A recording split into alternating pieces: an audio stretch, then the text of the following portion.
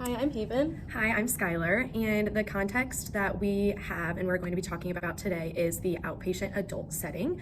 I had an article focusing on functional and cognitive occupational therapy. And I had an article focusing on functional electrical e-stim for patients with stroke.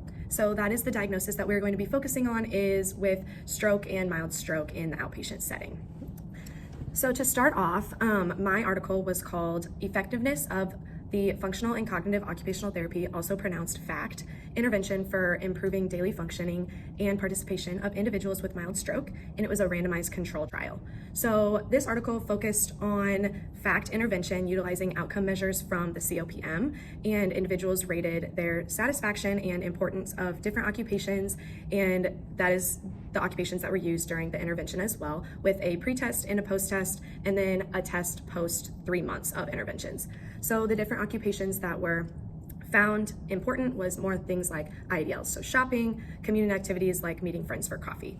So the article found that at post-test, 61% of the participants in FACT and only 15% of participants in the control group who got standard care achieved the threshold for minimal clinical importance difference for the COPM performance, and 70% compared with 24% of the participants achieved that for COPM satisfaction. So FACT was found to be very effective in improving and promoting further improvement of occupational performance and participation with community activities with mild stroke. So my article was called The Study on the Effect of Functional Electrical Stimulation on Hand Function in Stroke Patients with a Flexor Synergy in the Upper Limb. This was a level 2 randomized controlled trial, included 30 participants over the age of 18 who had a unilateral stroke within the last 2 years. For the intervention, participants were randomized into 2 separate groups of 15 each. Both groups received standard therapy of OT, PT, and speech, but the experimental group also received the functional e-stim.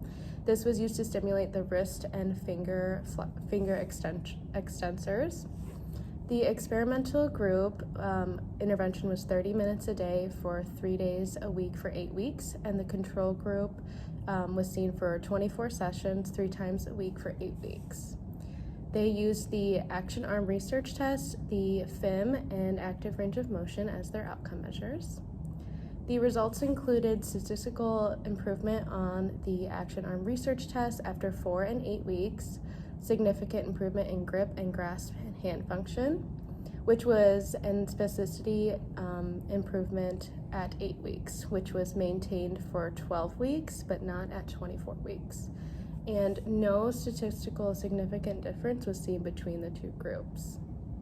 So in conclusion, the authors concluded that FES was improved for wrist extensors and motor function recovery and can reduce disability during ADLs. But FES on spasticity is only able to be maintained for a short period of time. This is important for the outpatient setting, specifically for FACT, because most of the occupations were more IEDL focused rather than ADL focused that would be more in the inpatient rehab setting. And Havens is important just so patients can use their upper extremity in order to improve occupational participation.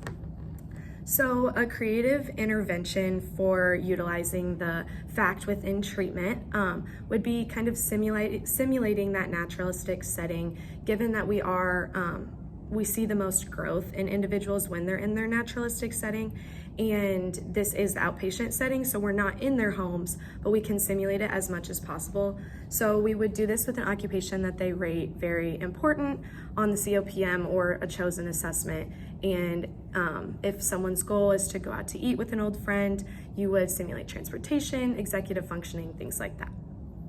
And for mine, you could use FES on a client goal, such as if they're having trouble zipping up their jacket buttoning or maybe gripping a utensil, you would want to do it during that occupational task.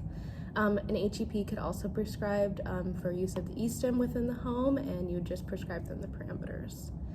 Our clinical bottom line would be that the FACTO and FES can be used by occupational therapists as interventions within the outpatient setting in order to improve occupational participation in adults with stroke.